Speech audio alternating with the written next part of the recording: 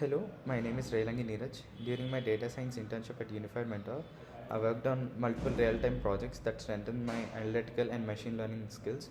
I performed exploratory data analysis on COVID-19 clinical trials data, where I cleaned large data sets, and I also worked on cybersecurity project and analytical suspicious web tracking using AWS CloudWatch data, applying an anomaly detection and classifying models to identify the malicious behavior. In another project, I built a customer satisfaction prediction system where I compared multiple machine learning models and selected gradient boosting based on performance matrices.